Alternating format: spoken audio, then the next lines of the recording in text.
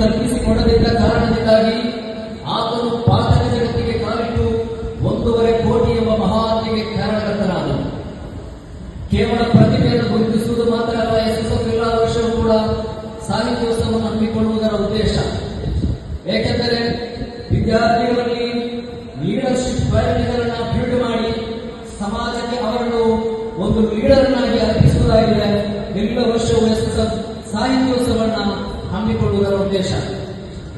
ನಮ್ಗೆ ಗೊತ್ತಿದೆ, ಕ್ರಿಸ್ತ ಶಕ 570 ಇಸವಿಗಳಲ್ಲಿ ನಾವು ಉಮರ್ ಇಬ್ನ್ ಖತ್ತಾಬ್ ರಲಿಯಲ್ಲಾಹು ಅನ್ಹುನಂತಹ ಒಂದು ಮಹಾನ್ ವ್ಯಕ್ತಿಯನ್ನು ಕೇಳಿದ್ದೇವೆ. ಆದರೆ ಉಮರ್ ಇಬ್ನ್ ಖತ್ತಾಬ್ ರಲಿಯಲ್ಲಾಹು ಅನ್ಹು ಅವರು ಒಂದು ಕಾಲದಲ್ಲಿ ಕ್ರೂರ ಮೃಗವನ್ನು ಕೂಡ ನಾಚಿಸುವಂತಹ ಕರುಣೆಯಿಂದ ಕೂಡಿತ್ತು ಆ ಉಮರ್ ರಲಿಯಲ್ಲಾಹು ಅನ್ಹು ಅವರ ಸ್ವಭಾವ.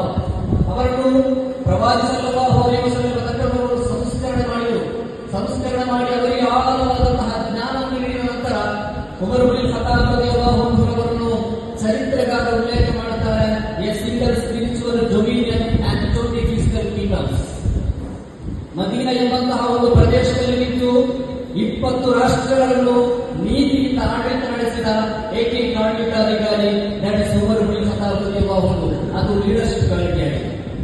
ಈಗ ಅನೇಕ ವಿದ್ಯಾರ್ಥಿಗಳು ಪಾರ್ಟಿಸಿಪೇಟ್ ಮಾಡಿದ್ದಾರೆ. ಅದರಲ್ಲಿ ಕೆಲವರಿಗೆ ಫಸ್ಟ್, ಕೆಲವರಿಗೆ ಸೆಕೆಂಡ್, ಇನ್ನು ಕೆಲವರಿಗೆ ಪ್ರಶಸ್ತಿ ಲಭಿಸದಿರಬಹುದು. ಆದರೆ ನಿಮ್ಮನ್ನು ವೇದಿಕೆಗೆ ಎಲ್ಲಾ ವರ್ಷಕ್ಕೂ ಎಸ್ಎಸ್ಎಫ್ ನವರು ಹತ್ತಿಸುವ ಉದ್ದೇಶ ಎಂದರೆ ನೀವು ಮುಂದೆ ಒಂದು ನಮ್ಮ ಸಮುದಾಯದ